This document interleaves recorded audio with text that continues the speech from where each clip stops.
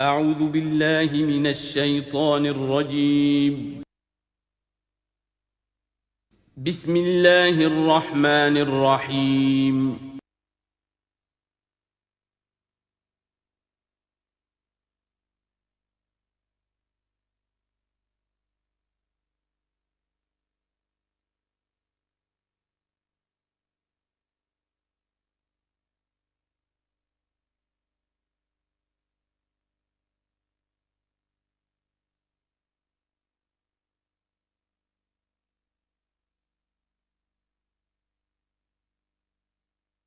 نحمده ونصلي على رسوله الكريم اما بعد فاعوذ بالله من الشيطان الرجيم بسم الله الرحمن الرحيم سيقول السفهاء من الناس ما ولاهم عن قبلتهم التي كانوا عليها قل لله المشرق والمغرب يهدي من يشاء الى صراط مستقيم صدق الله العظيم۔ اب یہ تحویل قبلہ کا مضمون براہ راست آ رہا ہے۔ اس کے لیے تمہیدی 2 رکوع ہم پڑھ چکے ہیں۔ حضرت ابراہیم کا تذکرہ جو معمار ہیں بیت اللہ کے، ابو الانبیاء ہیں، امام الناس ہیں، انہی کی ایک نسل بنی اسرائیل ہے، انہی کی ایک نسل بنی اسماعیل ہے۔ ان کا دین کیا تھا، اس کی بنیاد کیا تھی، انہوں نے اور خود ان کے پوتے حضرت یعقوب نے اپنی اولاد کو کس بات کی وصیت کی تھی، اب وہ اولاد مختلف پگڈنڈیوں پر چل کر کہاں کہاں پہنچ چکی ہے، یہ سارا پس منظر ہے اصل میں اس تحویل قبلہ کے لیے۔ اور تحویل قبلہ پر اب پورے 2 رکوع آ رہے ہیں۔ اس سے بسا اوقات یہ خیال پیدا ہوتا ہے، میرے ذہن میں بھی کبھی ہوتا تھا کہ یہ ایسی بڑی بات کیا تھی جس کے لیے قرآن مجید نے اتنے شد و مد کے ساتھ اور اس قدر تفصیل کے ساتھ بلکہ تکرار کے ساتھ بات کی۔ تو اصل میں اس کو یوں سمجھیے کہ ایک خاص مذہبی ذہنیت ہوتی ہے، اور وہ مذہبی ذہنیت یہ ہوتی ہے کہ اعمال کے ظاہر پر ان کی توجہ زیادہ مرکوز ہو جاتی ہے، اعمال کی جو روح ہے زیادہ اس کی طرف توجہ نہیں ہوتی ہے۔ عوام الناس کا معاملہ یہی ہو جاتا ہے، ظواہر پر، رسومات پر، جو ظاہری شکلیں ہیں ان کی اہمیت، جو اصل دین ہے، روح دین ہے، جو مقاصد دین ہیں، ان کی طرف توجہ نہیں ہوتی۔ نتیجہ یہ ہوتا ہے کہ ظاہر میں ذرا سا فرق انہیں بہت محسوس ہوتا ہے، ذرا سا فرق ہو گیا، کسی نے رفع یدین کر لیا، قیامت آ گئی، معلوم ہوا یہ کوئی اور ہی آ گیا ہماری مسجد میں، یہ کون ہے، کسی نے آمین ذرا اونچا کہہ دیا، پھر قیامت آ گئی۔ یہ ساری چیزیں جو یہ خاص ایک ذہنیت ہوتی ہے، اس ذہنیت کے پس منظر میں یہ مسئلہ چھوٹا نہیں تھا۔ ایک تو یہ کہ جو قبائلی اور قومی پس منظر تھا اس کے حوالے سے سمجھیے، مکے میں جو لوگ ایمان لائے، ظاہر بات ہے ان سب کو عقیدت تھی خانہ کعبہ کے ساتھ، خود حضور کو تھی، آپ روتے ہوئے نکلے ہیں اور آپ نے یہ فرمایا تھا کہ اے کعبہ مجھے تجھ سے بڑی محبت ہے، لیکن تیرے یہاں کے رہنے والے مجھے یہاں رہنے نہیں دیتے۔ پھر یہ کہ وہ جو عقیدت اور محبت تھی وہ تمام اور مسلمانوں کے دلوں میں بھی تھی۔ مدینے میں آ کر آپ نے رخ بدل دیا۔ جب تک مکے میں تھے معلوم ہوتا ہے کہ حضور جب کھڑے ہوتے تھے نماز کے لیے تو آپ اس طرح کھڑے ہوتے تھے کہ بیک وقت استقبال قبلتین ہو جاتا تھا، یعنی جو جنوبی دیوار ہے ایک طرف وہ کونا ہے جس میں حجر اسود ہے، اور دوسری طرف وہ یمانی ہے، رکن یمانی جو یمن کی طرف ہے،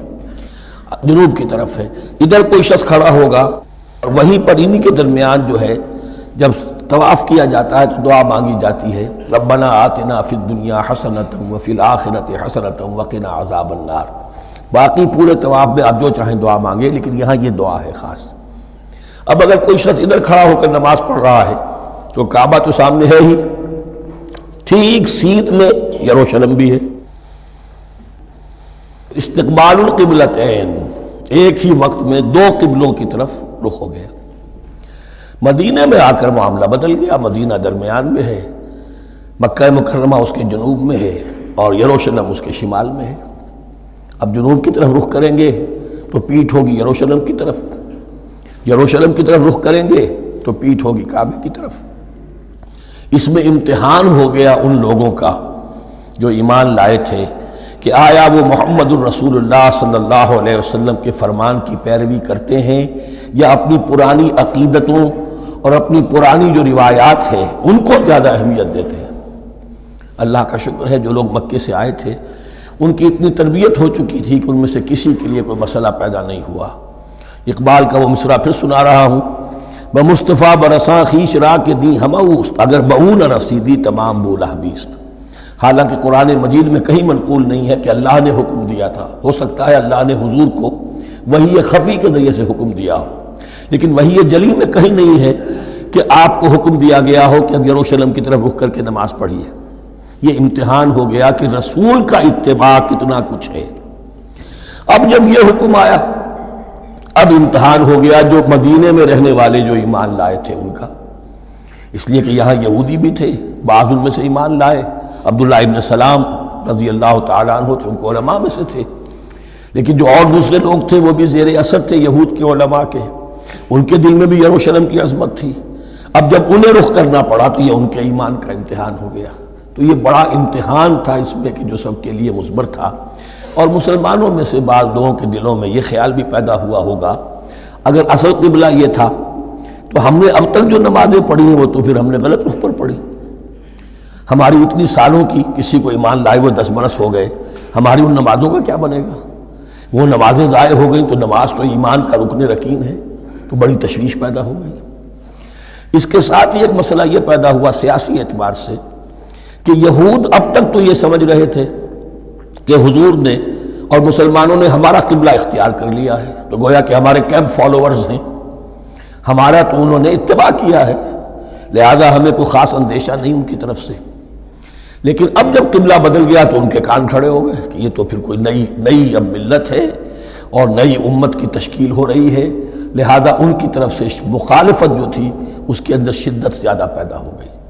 یہ سارے مضامین تھے کہ جو یہاں پر زیر بحث آ رہے ہیں۔ سَيَقُولُ السُّفَهَاءُ مِنَ النَّاسِ، بہت غیر معمولی ہے اس کا آغاز ہی اس آیت کا۔ ان قریب کہیں گے لوگوں میں سے احمق اور بے وقوف لوگ، ما وَاللَّهُ مَنْ قِبْلَتِهِمُ الَّتِي كَانُوا عَلَيْهَا، کس چیز نے پھیر دیا انہیں اس قبلے سے کہ جس پر یہ تھے، یعنی یہ 16 مہینے نماز پڑھی ہے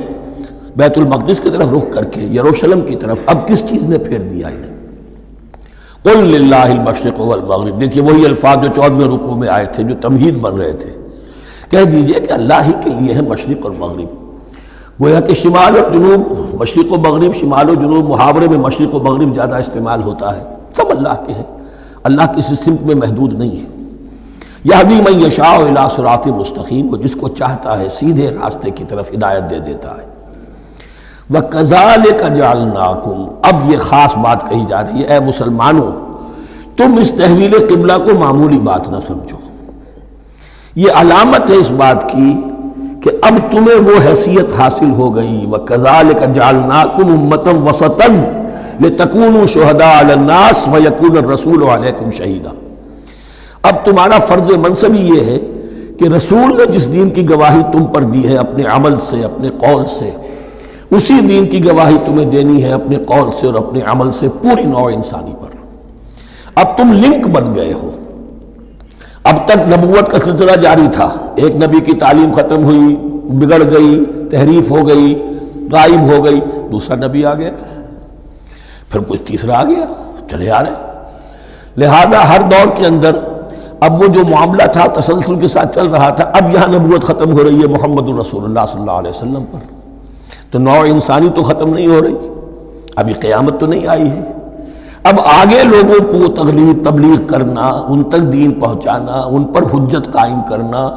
ان کا احقاق حق اور ابطال باطل کا فریضہ سر انجام دینا، یہ کون کرے گا؟ تو پہلے تو ہمیشہ اللہ کی طرف سے وہی جبریل لائے اور نبی کے پاس آ گئے، نبی نے لوگوں کو سکھا دیا۔ اب یہ کہ اللہ سے جبریل لائے محمد کے پاس، محمد نے سکھایا تمہیں، اور تمہیں سکھانا ہے پوری نوع انسانی کو، تو تم اب وہ درمیانی لنک ہو۔ وَكَذَلِكَ جَعَلْنَاكُمْ أُمَّةً وَسَطًا لِتَكُونُوا شُهَدَاءَ عَلَى النَّاسِ وَيَكُونَ الرَّسُولُ عَلَيْكُمْ شَهِيدًا، یہ مضمون زیادہ کھلے گا چل کر سورہ حج کی آخری آیات میں۔ اسی طرح سے مراد یہ کہ تحویل قبلہ ایک مظہر ہے اس کا، اس سے اب تم اپنی ذمہ داریوں کا اندازہ کرو، صرف خوشیاں نہ مناؤ، جشن نہ مناؤ، بلکہ یہ کہ یہ ایک بہت بڑی ذمہ داری کا بوجھ ہے جو تم پر آ گیا۔ کبھی ہم نے اپنے بندے محمد کے کاندھوں پر جب یہ بوجھ رکھا تھا